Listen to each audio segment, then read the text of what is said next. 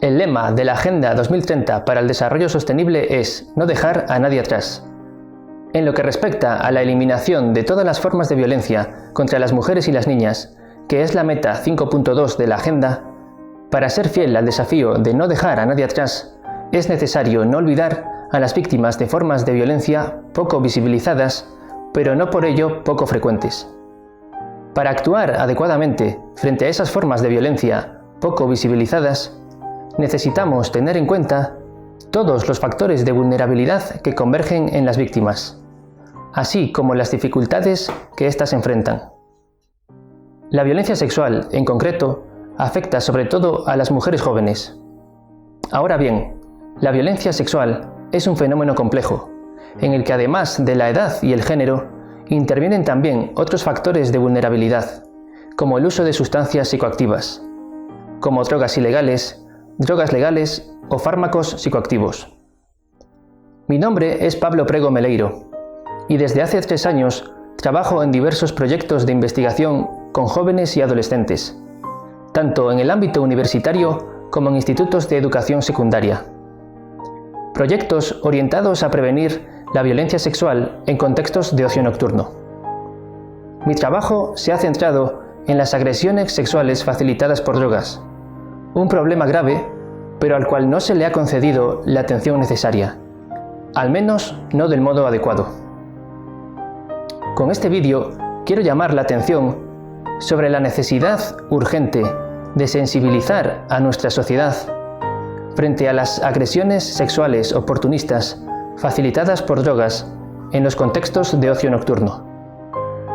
Además, publico este vídeo como una forma de participar en la iniciativa UN 75, un diálogo global sobre el futuro que queremos, a través del cual, en 2020, las Naciones Unidas están celebrando su 75 aniversario.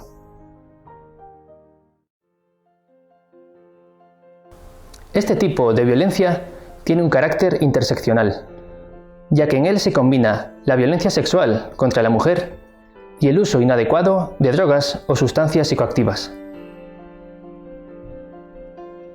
Se diferencian 2 tipos fundamentales de agresiones sexuales facilitadas por drogas en función del modus operandi empleado por la persona agresora. En las agresiones oportunistas, la persona agresora se aprovecha del estado de incapacidad experimentado por la víctima como resultado de un consumo voluntario de sustancias psicoactivas. A su vez, en las agresiones proactivas, la persona agresora se aprovecha del estado de incapacidad experimentado por la víctima como resultado de un consumo involuntario de sustancias psicoactivas. Un consumo derivado bien de la administración encubierta o forzada por parte de la persona agresora. A lo largo de los años, en castellano, se han empleado diversos términos para referirse a estos 2 tipos de agresiones sexuales. Por ejemplo, vulnerabilidad química se utiliza para referirse al oportunismo, mientras que el término sumisión química es empleado sobre todo para hablar de las agresiones proactivas. En cualquier caso, como ya he dicho antes, en este vídeo nos enfocaremos en las agresiones de tipo oportunista. Este problema surge especialmente en aquellos contextos en los que existe una tendencia tanto al consumo de drogas de abuso, legales o ilegales, como la interacción sexual. En este sentido, ambas dimensiones se encuentran mutuamente o intersectan entre sí en el contexto de ocio nocturno prevalente en nuestra sociedad. El consumo abusivo de alcohol y otras drogas se combina con las dinámicas de interrelación sexual, dando lugar a las interacciones sexuales mediadas o condicionadas por el uso de drogas. Esto no es nada nuevo. Hace siglos que las drogas intervienen o median en el sexo.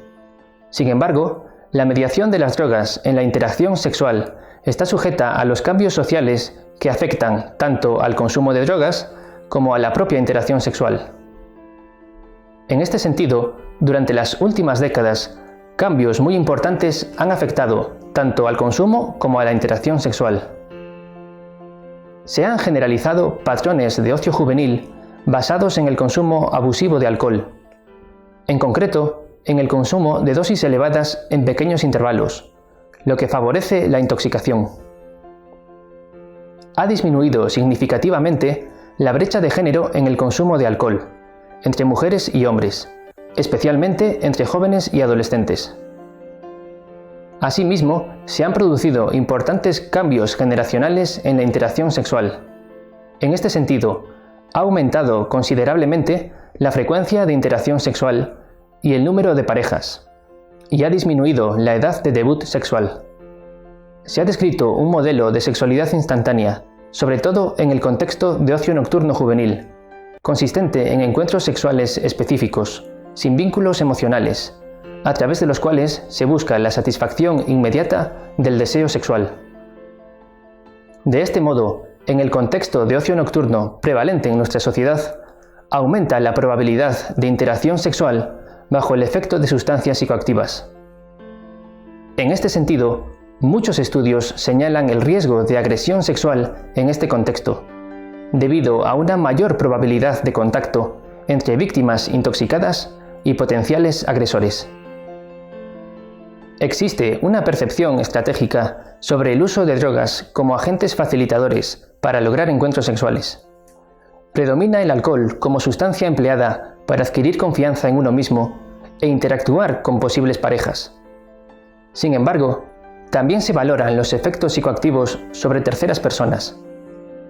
En este sentido, muchos hombres perciben el consumo femenino de alcohol como una señal de promiscuidad o predisposición a la interacción sexual. En esta línea, el empleo de alcohol ha llegado a convertirse en una estrategia para reducir la resistencia femenina, de tal modo que la embriaguez o intoxicación se percibe como una ventaja para lograr un encuentro sexual. Los efectos psicoactivos producidos por muchas drogas aumentan la probabilidad de mantener relaciones sexuales de las cuales una persona posteriormente puede arrepentirse, debido a la alteración del proceso normal de toma de decisiones, la sedación o la desinhibición y la pérdida de autocontrol. Igualmente, aumentan la vulnerabilidad a sufrir una agresión sexual debido a la incapacidad de la víctima para repeler avances sexuales de otras personas.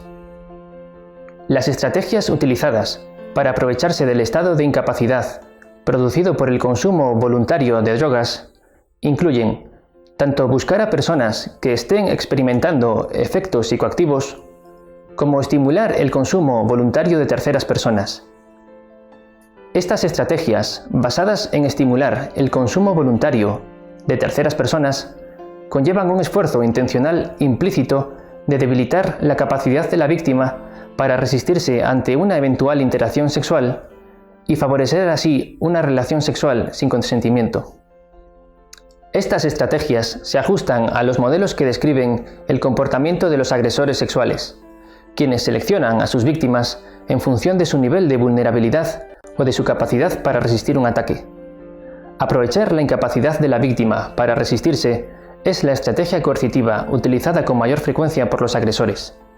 En este sentido, diversos estudios con jóvenes y adolescentes han observado que muchos hombres reconocen el empleo, en contextos de ocio, de la estrategia basada en promover el consumo femenino de alcohol para lograr encuentros sexuales. Nosotros, como sociedad, todavía no hemos reconocido adecuadamente la existencia de esta forma de violencia, y por esta razón las personas que la sufren experimentan graves dificultades para reconocerse a sí mismas como víctimas, buscar ayuda adecuada, denunciar la violencia sufrida a las autoridades y recibir un apoyo social adecuado. Voy a resumir las principales dificultades que pueden experimentar las víctimas de las agresiones sexuales oportunistas facilitadas por drogas. Por un lado, durante años, la atención de los medios de comunicación sobre las agresiones sexuales facilitadas por drogas se ha desviado de la realidad mayoritaria del fenómeno. En este sentido, se han extendido diversos mitos sobre este tipo de agresiones. Por ejemplo, se ha generalizado la idea de que la mayoría de las agresiones de este tipo se producen tras la administración encubierta de alguna droga incapacitante a la víctima por parte de la persona agresora. Además, se ha amplificado la idea de que las sustancias psicoactivas habitualmente implicadas son drogas muy específicas o extrañas, como la burundanga, entre otras, es decir, las denominadas drogas de la violación. Pero, según estudios realizados en diversos países, estas ideas se alejan de la realidad de la mayoría de los casos conocidos. En realidad, la evidencia disponible indica que en la mayoría de casos, las personas agresoras aprovechan la vulnerabilidad de la víctima derivada de un consumo voluntario, fundamentalmente de alcohol. Por esta razón, este tipo de agresiones se denominan oportunistas. Por otra parte, tampoco se ha enfocado adecuadamente la sintomatología experimentada por las víctimas. A menudo, los síntomas mencionados a nivel mediático son la sedación, hipnosis, confusión, somnolencia e inconsciencia. Estos síntomas son característicos de sustancias hipnótico-sedantes y depresoras. Sin embargo, las intoxicaciones en las agresiones sexuales facilitadas por drogas pueden incluir también otros síntomas. En este sentido, las víctimas también pueden estar despiertas y desinhibidas. Los psicoestimulantes y las sustancias alucinógenas también afectan a la capacidad de juicio, provocando impulsividad y afectando a la capacidad para tomar decisiones en la esfera sexual.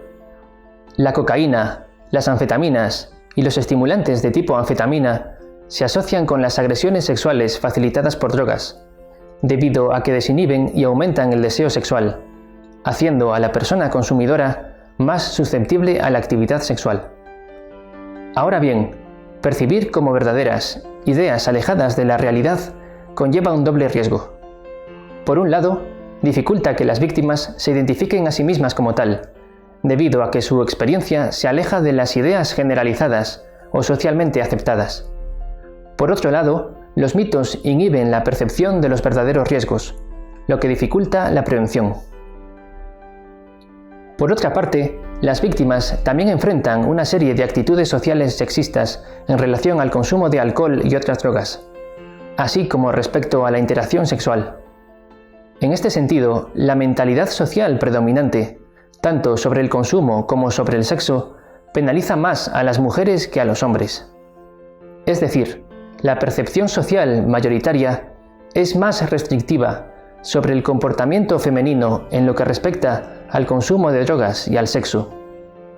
Los estudios señalan que el consumo masculino de alcohol se asocia con una pérdida de autocontrol que socialmente exime a los hombres de su responsabilidad ante eventuales comportamientos violentos. Sin embargo, el consumo femenino se suele asociar más a promiscuidad, por lo que se convierte en un argumento para culpar a las víctimas femeninas por la violencia sufrida. Estas percepciones sociales sexistas condicionan la actitud social frente al relato de las víctimas, fomentan la tolerancia al comportamiento de los agresores y desvían el foco de atención hacia las víctimas y su comportamiento.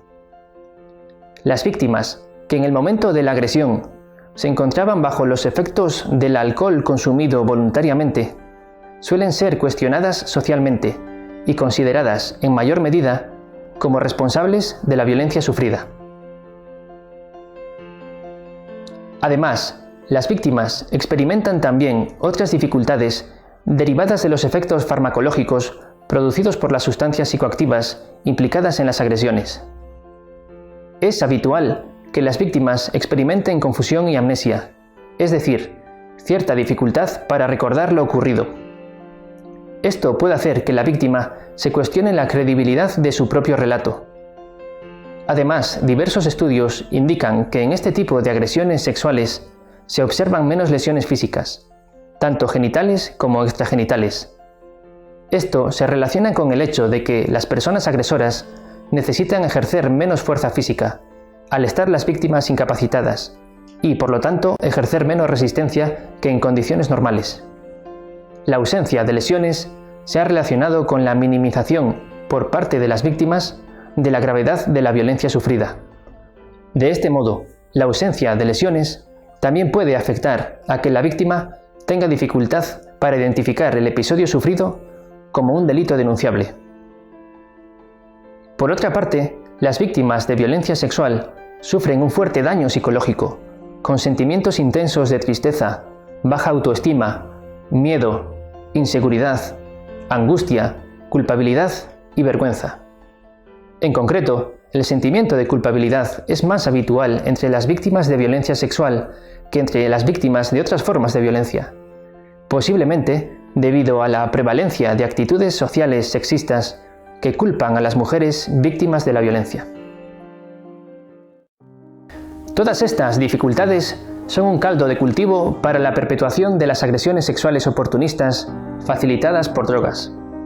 Un caldo de cultivo en el que se gestan nuevos episodios de violencia y que, además, pueden cerrar a las víctimas en espirales de revictimización. En este sentido, ante la ausencia de un soporte adecuado, el intenso daño emocional que sufren las víctimas conduce frecuentemente al uso de sustancias psicoactivas como respuesta adaptativa al dolor. Por desgracia, estas estrategias de afrontamiento del dolor emocional incrementan la vulnerabilidad de la víctima a sufrir una nueva agresión. Por lo tanto, estas dinámicas pueden encerrar a las víctimas en espirales de revictimización. Las dificultades que sufren las víctimas para reconocerse a sí mismas como tal influyen en su decisión de no denunciar. Esto contribuye a perpetuar la violencia, ya que se genera una situación de injusticia respecto a las agresiones ocurridas en el pasado.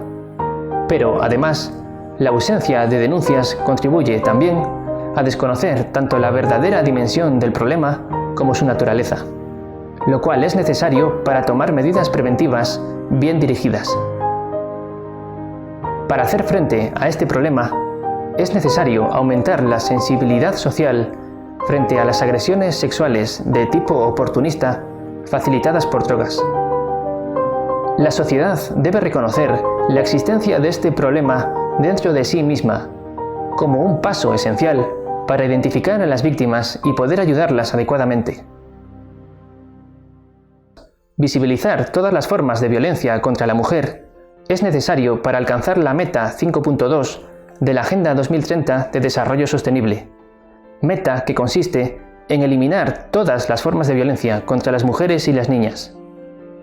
La sociedad en su conjunto, especialmente la comunidad juvenil, tiene el potencial y la responsabilidad de ponerle fin a este problema y contribuir a la construcción, juntos, de un futuro mejor, libre de violencia. Muchas gracias por su atención. Si te interesa el tema y quieres profundizar más en él, te invito a que contactes directamente conmigo a través de las redes sociales. También te recomiendo que eches un vistazo a algunas publicaciones científicas sobre el tema, cuyo enlace de acceso encontrarás en la descripción de este vídeo. También te animo a participar en la iniciativa UN 75, así como en todos los esfuerzos y procesos globales de las Naciones Unidas orientadas a la construcción de un futuro mejor y al logro de los Objetivos de Desarrollo Sostenible de la Agenda 2030.